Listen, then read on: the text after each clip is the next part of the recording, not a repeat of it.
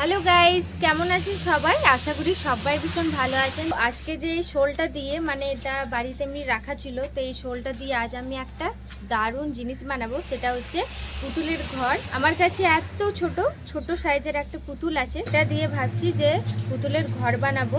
আমার খুবই ইচ্ছে ছিল যে একটা ঘর বানাবো। আমার আগেকার একটা ঘর ছিল, তো ওটা আমার ছিল, তো ওটা একদমই ছোট, কি রাখবো না রাখবো ভেবে উঠছিলাম না। তো ভাবলাম এই শোলটা দিয়ে একটা বড় সড়ো সুন্দর একটা ঘর বানানো যাক। এই শোলটা এখন লম্বা আছে, তো একটা চারকোনা শোল আছে।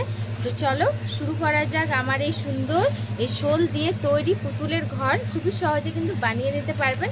আর আগে যখন আমরা ছোট ছিলাম তখন কিন্তু এই শোলের বাড়িটা প্রজেক্ট লাগতো, সবাই বানাতো। এই প্রজেক্ট হিসাবে দেখাতেও পারেন। ভিডিওটা স্টার্ট করা যাক। তার আগে বলে দিই, যদি এই ভিডিওটা ভালো লেগে থাকে লাইক কমেন্ট শেয়ার করো। যারা শর্ট ভিডিও দেখেছেন বা দেখোনি অবশ্যই গিয়ে দেখতে পারো। সো এখানে নিয়েছি 3 রকম 3টে শোল। এটা হবে দেওয়াল তার জন্য, আর এটা নিয়েছি জানলা, এটা হচ্ছে জানলা। আর এটা যে নিয়েছি এটা হচ্ছে পেছনেকার জন্য লাগাবো ওপরে, সেই জন্য। এবার গ্লু স্টিকের মাধ্যমে এটা আমি দেওয়ালটা আগে করে নিচ্ছি।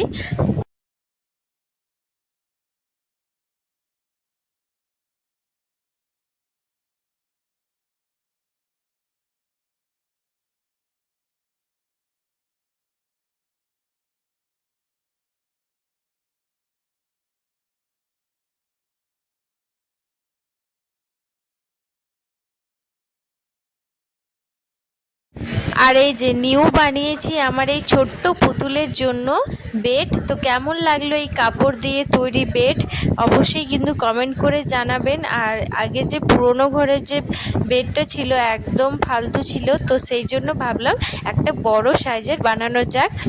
আর আগের যে পুরনো ঘরটা আছে সেইখানকার অনেক জিনিস আছে, সেটা কিন্তু এখন আমি নিয়ে চলে আসব এই নতুন ঘরে। তার আগে আমি এইভাবে আগে চিটিয়ে নেব শোলগুলো।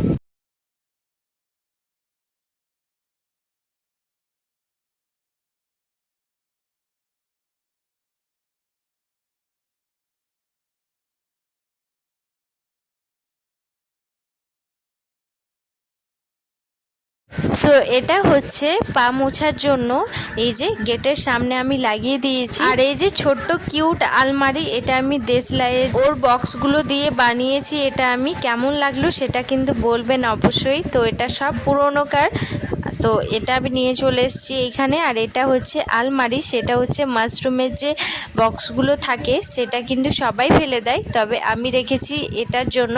আলমারি করব জানি, আলমারিটা এতটাও সুন্দর হয়নি, তবে কিছু করার নেই। কোনো আমার বক্স ছিল না বা পেপার কার্টুন কিছু ছিল না, সেই জন্য আমি এটা দিয়ে বানালাম ছোটোখাটো।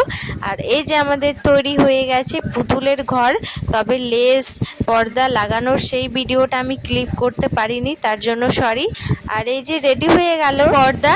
আর পর্দাটা সরানোর পর কিন্তু সামনেই একটা বেড আছে, তার পাশে জানলাটার সাইডে একটা লাইট আছে। তবে বেডের পাশে রাখলে ভালো হতো, তবে এই রুমটা অনেকটাই বেশি ছোট হয়ে গেল এই বেডটা ঢুকানোর পর। আগে ভাবলাম বড় ছিল, তো যাই হোক কিছু করার নেই। আর এই যে ছাদে একটা সোফা আছে, তার সাথে ওই আলমারিটা আমি ছাদেই সেট করেছি।